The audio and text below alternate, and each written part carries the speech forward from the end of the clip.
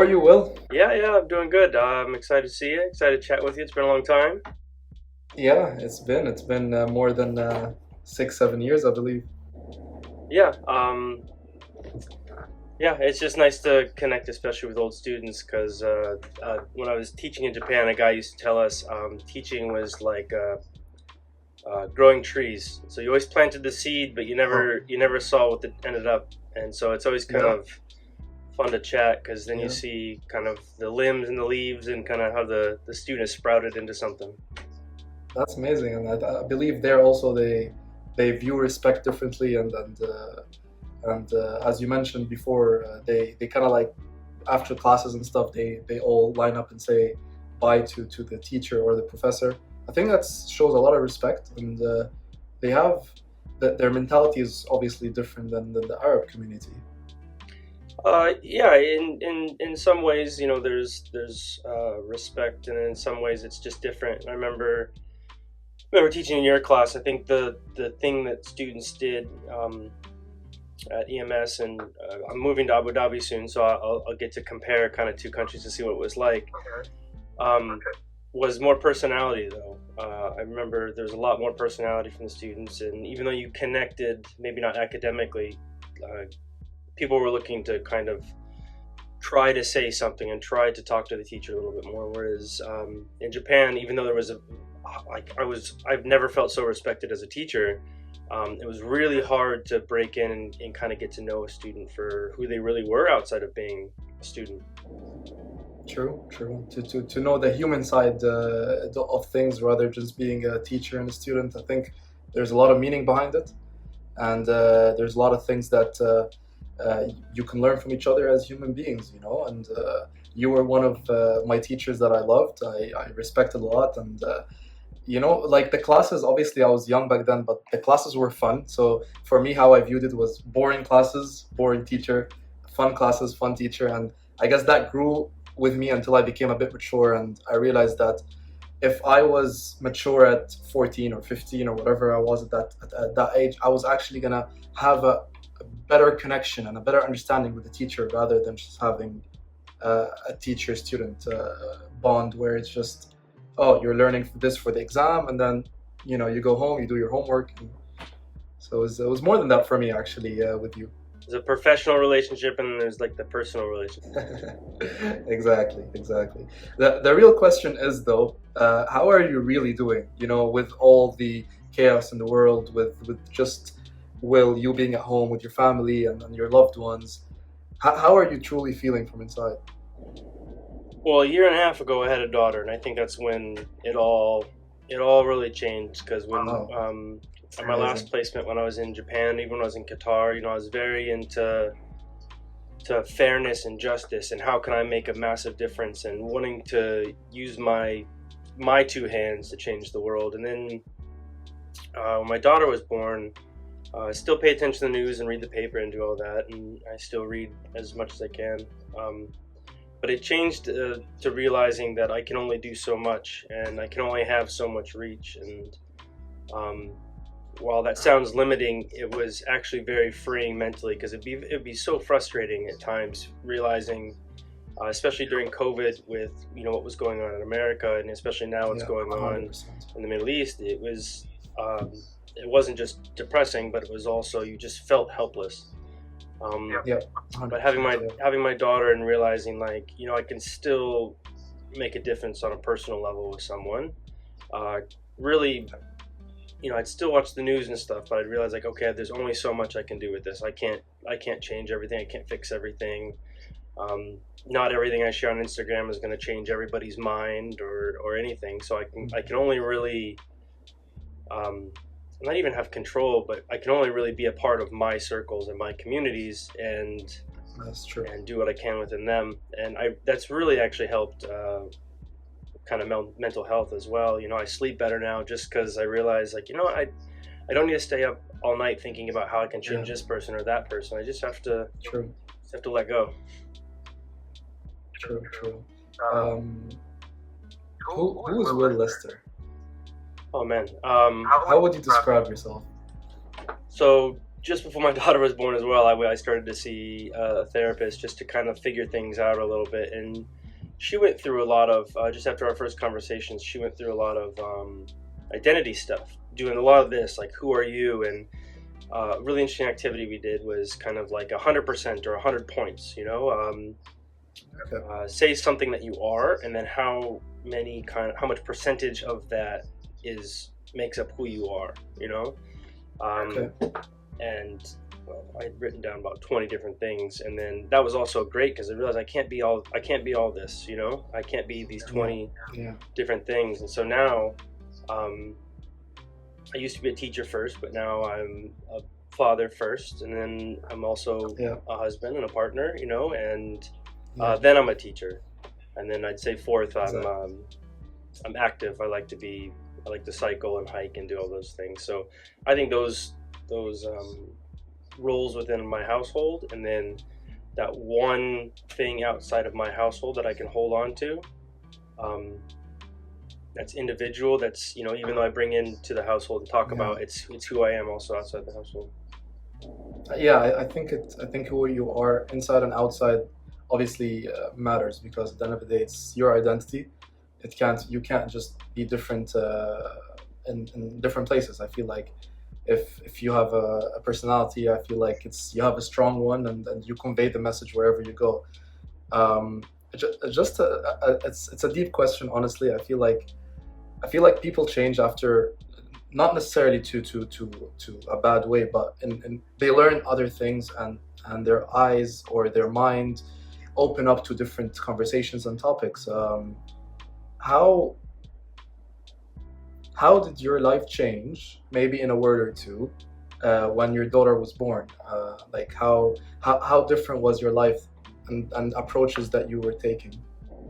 It just became much more vibrant. Like you started to, like, you're still an adult, but you started to see everything like a child. So even today we went to the playground and the pool, and I didn't just sit back, you know. I jumped in the pool, I took her down the slide, I swung with her on the swings, and those are two things I would have never done, and it's kind of brightened the colors a bit. That's amazing. I love that, honestly. I love kids, and obviously I hope she grows up in good conditions and in very good health. I love kids, and I always wish to have a daughter when I get married, just a mini feminine version of me that I can also, like, I don't know, spoil, I guess, because I always have this perception. I guess this is because of how I was brought up, where obviously if you have a baby boy as well, you would spoil him, but not much as if you have a little princess, right? That's the perception that I have in my head, and that's how I think I was brought up, because in my family we're 4 guys, and then there's 1 daughter only. I think that's where it came from. I honestly want a daughter, because I feel like I'm gonna have a kid. I'm not gonna be harsh on him, but like he has to grow up to be a man. So I'm gonna obviously teach him the hard way of doing things, and I'm not gonna give him everything that comes easy and stuff. But when it comes to having a daughter, you're gonna just out of control. I don't know if obviously you have experiences, but like you just want to spoil her. You just want to make her, and when you see her laugh and stuff, it just makes you happy. Yeah, my thing was I'm obviously grew up a boy, and now I guess I consider myself an adult man, but it was I think growing up, those frustrations that we went through would be hard, because I mean, obviously different generations and stuff at different settings, but certainly what they're going through, and that might be harder to see, and then you would then eventually maybe be harder as a parent, like you just said. So you're already like 10 years ahead of where I was when I was thinking about this. But yeah, I said the same thing when my wife said, "Do you want a boy or a girl?" I said, "Oh, I'd really like a girl." And she said, "Why?" I said, "One, I have no idea what it's like to grow up a girl, and so I get to actually see. I don't have any sisters either, so I actually get to see from the beginning what it's like to grow up in a girl in different communities." Moving on then, how was your childhood like growing up? The traditional American suburban childhood. We lived in 2 different houses. They were both like 2 kilometers apart. video games were big, so you played video games kind of in the evening, but before that you were out in the street with your friends playing hockey or soccer or American football or basketball. And the thing was, when the street lights came on, that usually meant it was time to go in, and you had dinner, and then you had watch TV or play video games. And that was the first 20 years of my life. And I had two parents that stayed together, and they were I think they definitely showed me what the do's and don'ts of parenting that I think of now, and some things that they did was like, oof, I'm never going to do that. And then some things that were like, I need to make sure to do that, because I feel that was something I really think about now, and I hope my daughter does too. True. Obviously, you touched up on parents and things that you learned from them and the do's and don'ts. So I want to know, how was your relationship like with your parents? As I get older, it in some ways it becomes better, in some ways it becomes harder. Like they, when you're young, like you said, they just spoil you with love, and they treat you, they give you whatever you want as much as you can, and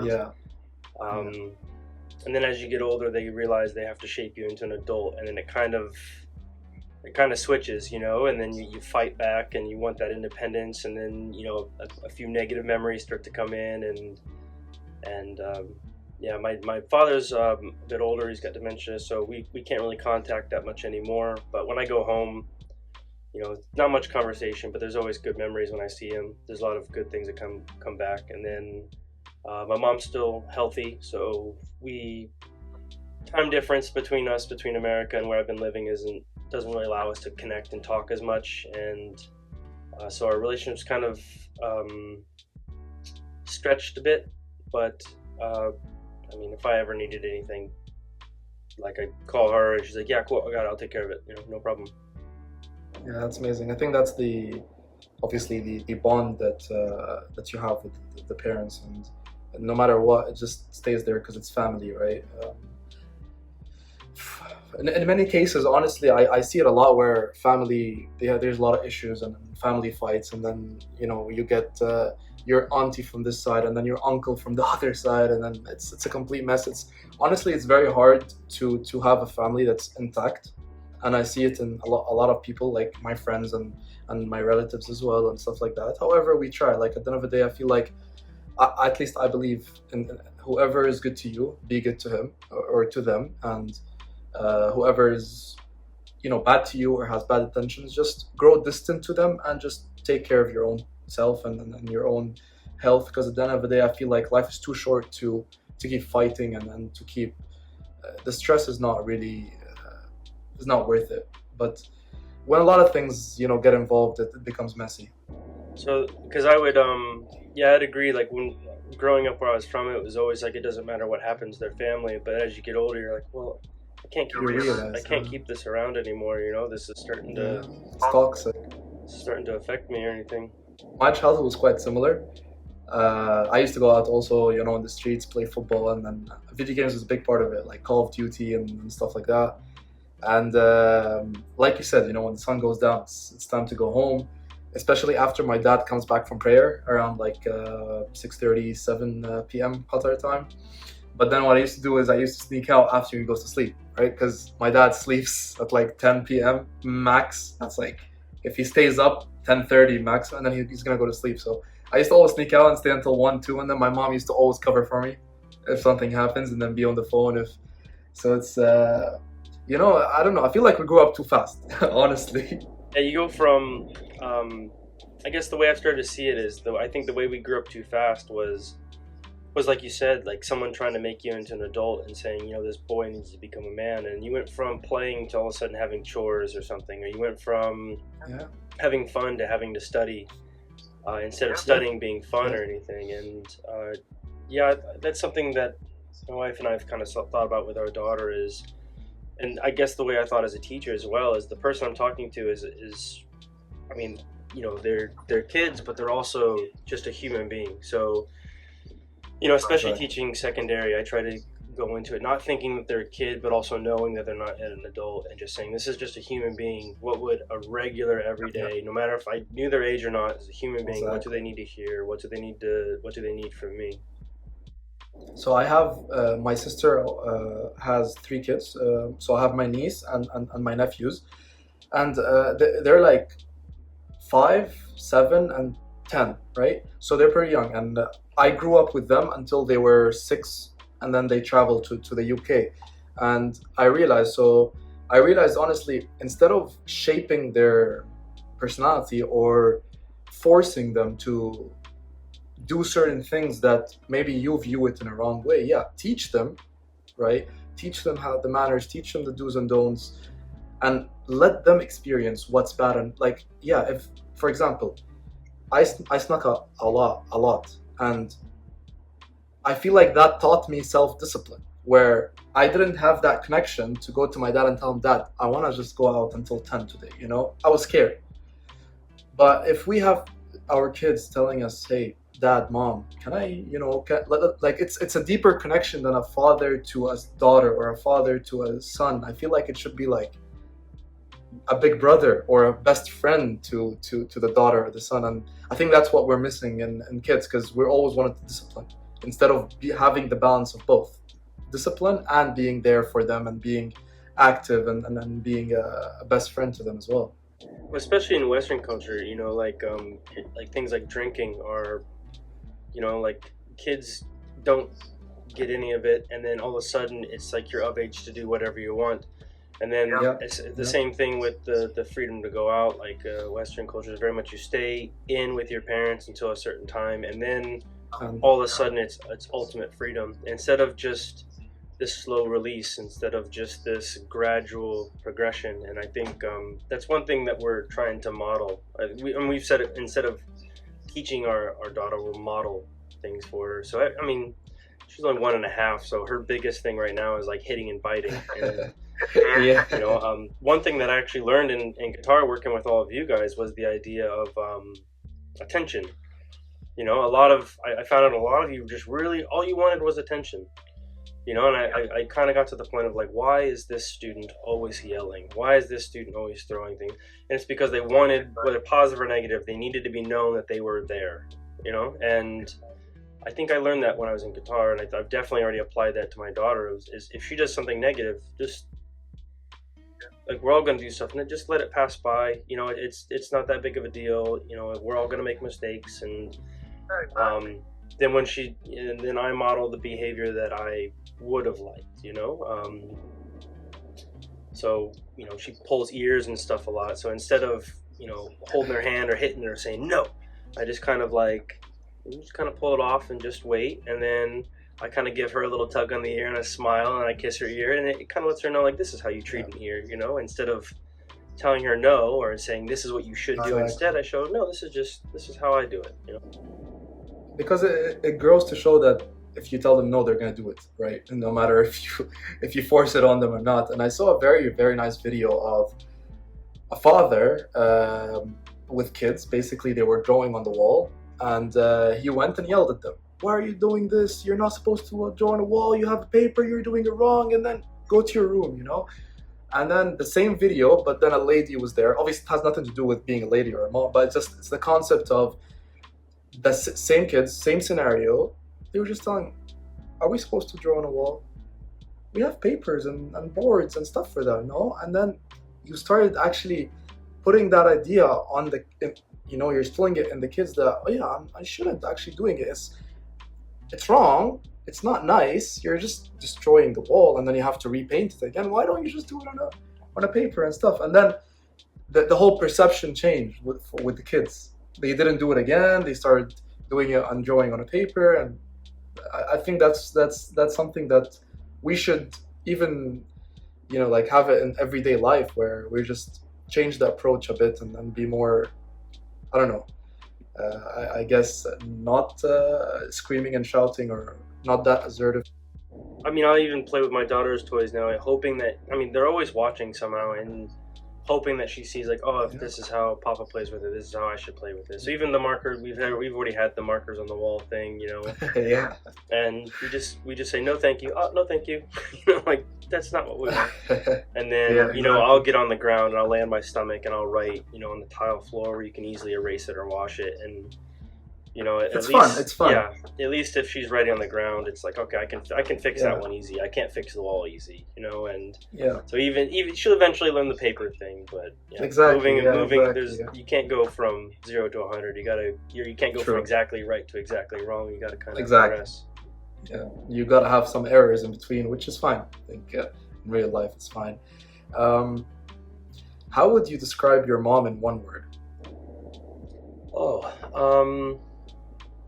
I'd say caring. Um, she she does a lot of things in her community. Like when she retired, that was the one thing that she wanted to do. So once a week, she goes to a museum down the road and she meets a bunch of other ladies who are much older than her, and they quilt for almost an entire day. And I think it used to be much more. I think there's 3 ladies that she still will go visit. Not with the knitting club. I don't know how it's connected, but it's this other group where it's kind of older people who still live on their own, but are just completely lonely Okay. because they don't have any family to visit. Or They have no there's all one. kinds Yeah. of studies that the older you get, the lonelier you get, and Yeah. she just goes and she spends time with them. She'll have tea or she'll bring Wow. some lunch and she'll eat with them and spend the afternoon. And a few of them have said, "Listen, I'll pay the rent. Would you like to move in?" I Wow. want somebody in Okay. the house. And Yeah. yeah, she does a lot of really kind of selfless stuff like that. And um, uh, my brother's had problems, so she helps my brother out with a lot of things. And it does take a toll on her. And I've seen how as she gets older, Obviously.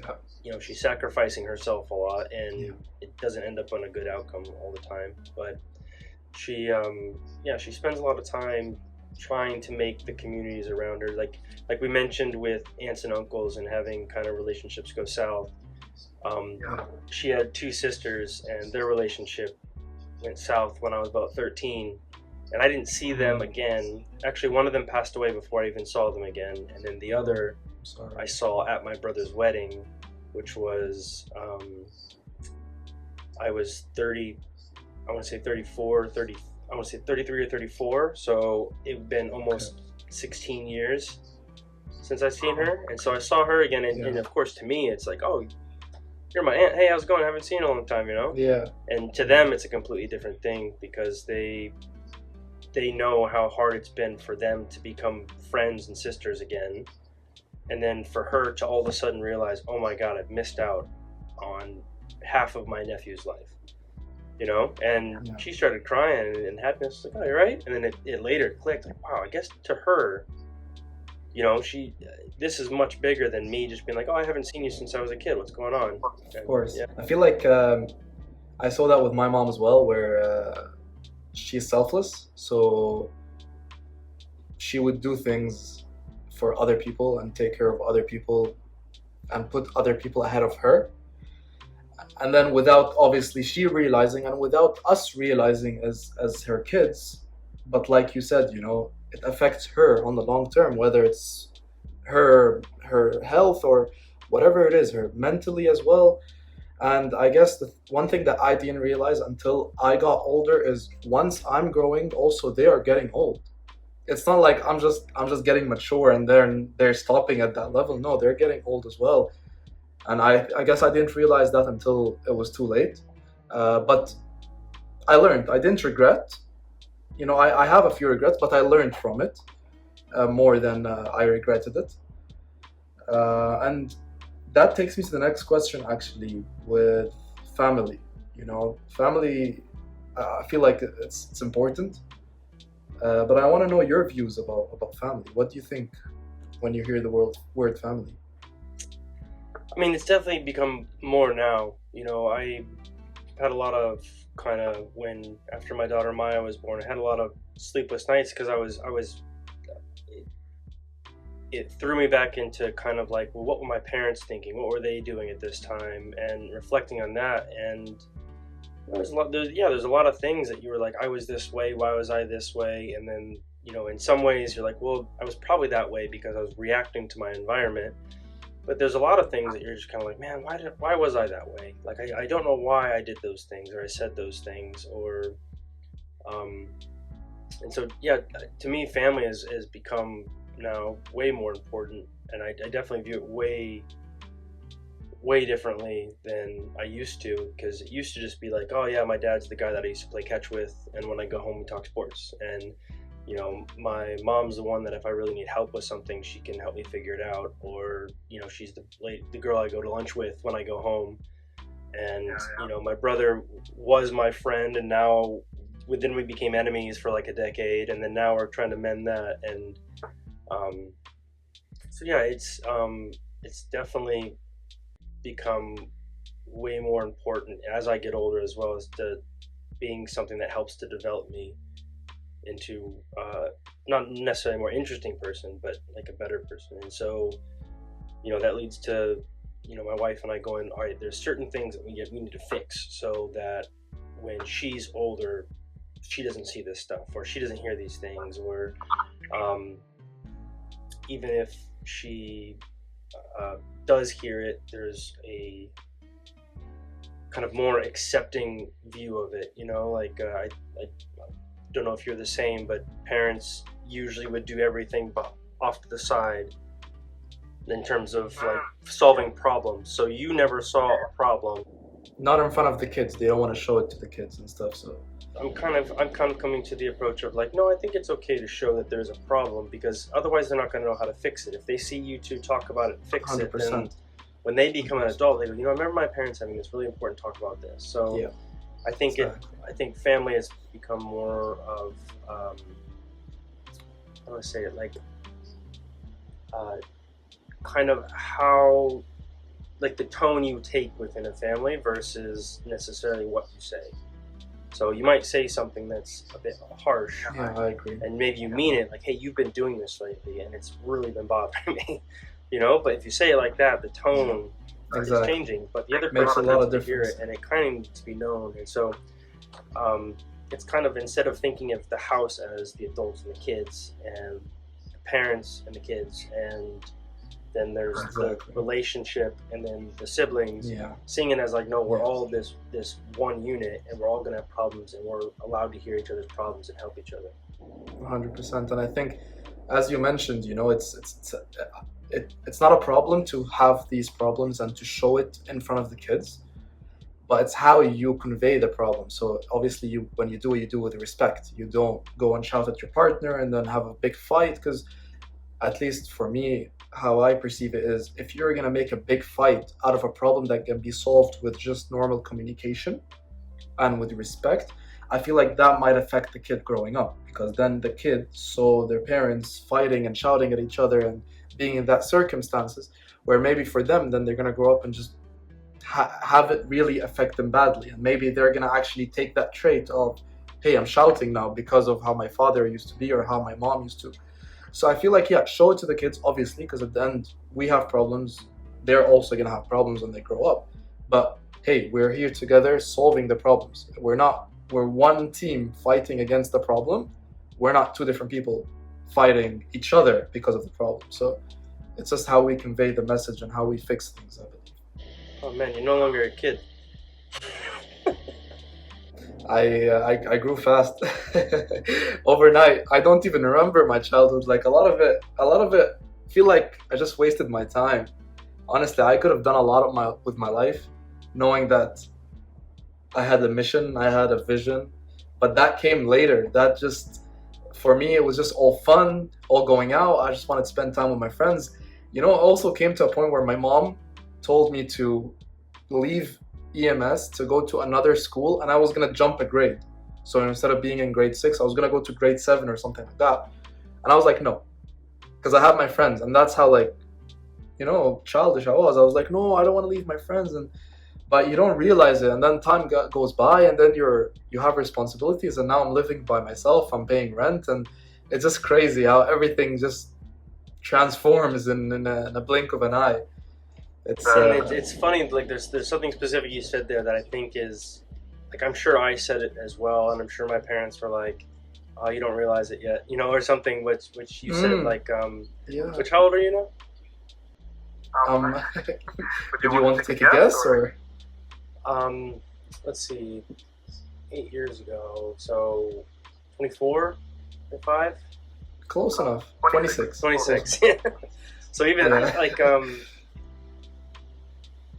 at 26, I had just kind of, I think I had just done my first year of teaching. You know, like I didn't really know what I wanted to do or where I was going. Like I graduated college at whatever 24, and you know, wasted 3.5 years in university, not even like Yeah. going out or doing anything, but just not knowing what I wanted to do.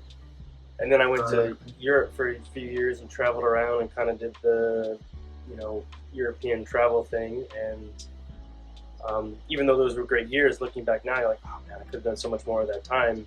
And Exactly. you know, I haven't feel like I didn't even feel like I kind of hit my stride and was really living until I hit 30. And so it's interesting to hear you guys also being 26 and being like, I used to waste so much time. Whereas when I was 26, I wasn't even thinking about how much time I had wasted yet. You know, it wasn't until 30 that I looked back. And so I think what's interesting about your generation is that I think you guys listened more about like following passions and following interests and finding out who you wanted to be, what you wanted to be, what you wanted to do. And of course, I'm not going to take it away from you and say you shouldn't feel like you wasted it. Like you can feel however you want, but it's just always interesting to hear the perspective between the different generations. I actually, when I left your school, I went to teach a different curriculum called the International Baccalaureate. And it's one that I like so much more because you grade based on skills. You don't grade based on knowledge of content. Exactly. And so, like, for example, the middle school you teach, I would teach a humanities class called Individuals and Societies. And that class would teach knowledge and understanding. So that may not be just vocabulary. It may be how you have to show that you understand how it's applicable or transferable in the real world. Communication, so how do you communicate ideas? And the other one is like research skills. So it's kind of like, inquiry. So how can you ask questions that show that you're interested in a topic? And then research, you know, how are you taking primary resources, secondary resources? How are you getting the knowledge that you're communicating? And these are really helpful to students. Yeah, I mean, because I was just like you. I sat in an economics class, which I now love business and economics. I took an economics class in high school where the only thing I remember was I just gotten a cell phone, so I was messaging a girl. And then I remember one lesson where they taught us about diminishing marginal utility, where, you know, she gave you a little Twinkie and you ate it. And you said, how much do you want another one out of 10? You're like, oh, 10, I'll take another one. And you eat it, and then okay, do you want another one? And it would go down and down and down until you had like 8 of them, and you're like, no, I don't want any more, I'm full. And it was, you know, it was an actual useful lesson just to understand that the more you have, the more you don't then want. You don't want it anymore, But most education isn't like that, you know. Like you don't have that stuff, where you can really learn about what it means to be somebody outside of a classroom. Yeah, because I saw this picture, or I don't know, it was a quote probably, or something like that.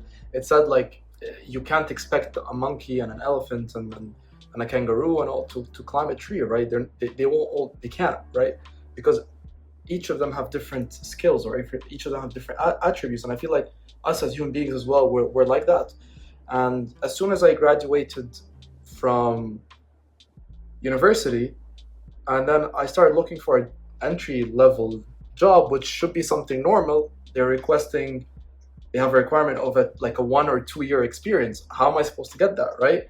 And it goes back to, okay, so if I had experience, or if my university or if my school took me on internships to different companies just to see how they work, or like you said, have communication classes, not YX times plus C equals F and I don't know what.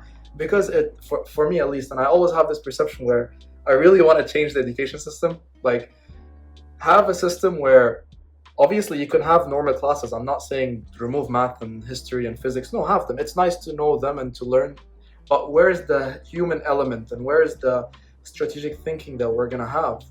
Nothing. You know, we graduate from school or university and then we have no skills at all. No skills, because we're only focused about going out, having friends, having beer, whatever, and and then that's it, you know. So that's why I feel like I don't really like the education system. I feel like there's a lot of improvements, and but yeah, I mean, like you see, you know how the technological improvements were from so the iPhone, like phones, same concept, right? But it just became different. Like it became a newer version and stuff. Laptops as well, newer versions. But you have a classroom. If you see a classroom of 1990 and a classroom of today, it's exactly the same. One thing that's changed is now you go to a high school, and instead of me wheeling in that cart of computers we can use for one day, it's everyone just brings their own computer. Yeah, exactly. Yeah, they say more technology in the classroom, but they don't say what that looks like, or they don't say what it means or how it can help. They just say, well, they're going to have to use it, so they need to know how to use Google Docs or something, or Google Slides. You love traveling. I believe that you traveled a lot to a lot of countries because I saw on your Instagram as well where you have these stories of the different countries, and it's fascinating. As a person, I love traveling. I believe I only traveled to four countries before. I went to obviously Egypt, originally Egyptian.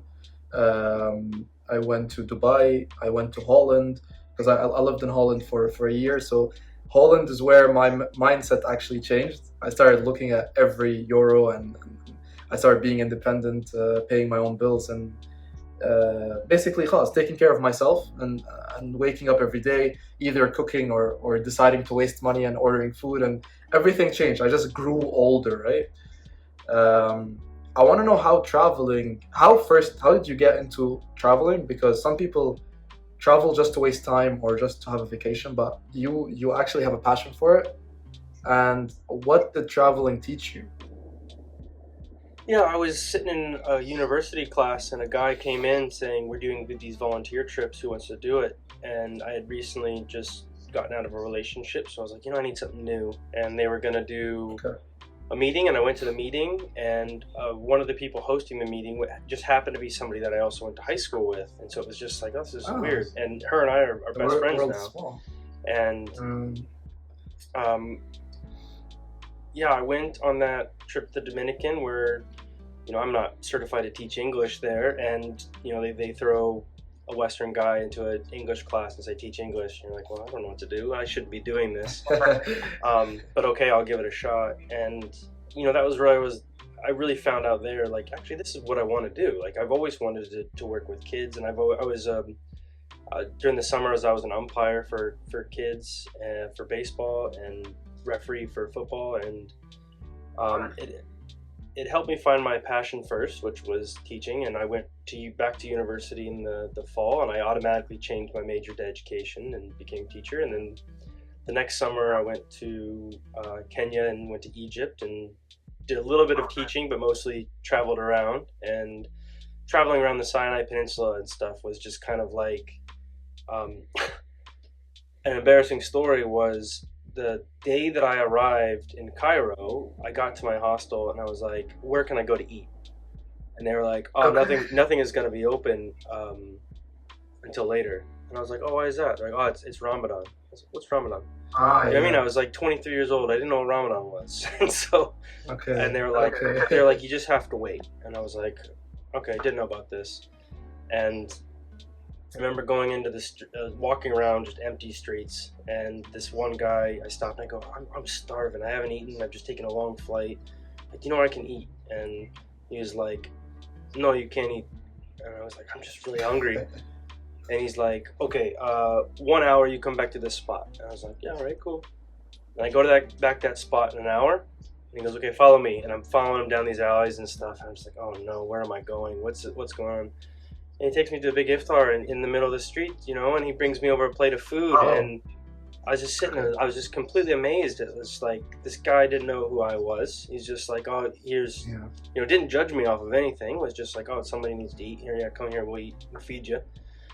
I walked up, was just like, with my wallet too, being like, so how much was, he's like, no, it's free. And I was just like, that doesn't exist. What's going on, And just stuff like interactions like that, like where then like I'm hooked. Like, there's no way that like places do this, And then you start going, well, how do other places do stuff? And then you become frustrated with where you come from because they don't adopt all these things that you've seen. So like traveling has really kind of opened my eyes to what a community can be and what different countries have set in their ways, which it has to be. You just have to accept, and I just accept because it's I'm not from there. So if this is the way it is, it's the way it is. And it's also made me look back a little bit more harsh at where I come from. Of like, well, how come we can't do something like that? How come what we do is the way it is, and how come it's so hard to change? And my wife and I sat down with a map the other day, and we're like, well, how many places have we been? And it's like 50 something now, and it's almost too many, because now all the stories start to blend together, and it's like, oh no, this happened there, not there. And so I almost think maybe I've traveled too much now, to where like a lot of the stories when I was in university have really stuck, because that's when I was kind of the most I want to say open, but most needing of something. I was needing to find not just myself, but needing to learn about other places, to learn about who I am. And now it's like, we just went to northern Germany with my daughter and did a small bike trip, and didn't know anything about northern Germany. Could have done the museums, didn't do the museums. With her, it was like, let's just take her to the parks, let's take her to the beach, and we came back and people said, how's northern Germany? And all these stories that I would have had about Egypt or Japan or all these other places I've been were now more like, oh, my daughter did this really cute thing here. Exactly. So it's actually changed, where it's more about kind of seeing the way she interacts with a place more than how I interact with a place. And so my love for traveling has changed as well, because the hostel scene of going and sitting somewhere, meeting people. You don't meet any people anymore because everyone just has their phones. What's the Wi-Fi? And true.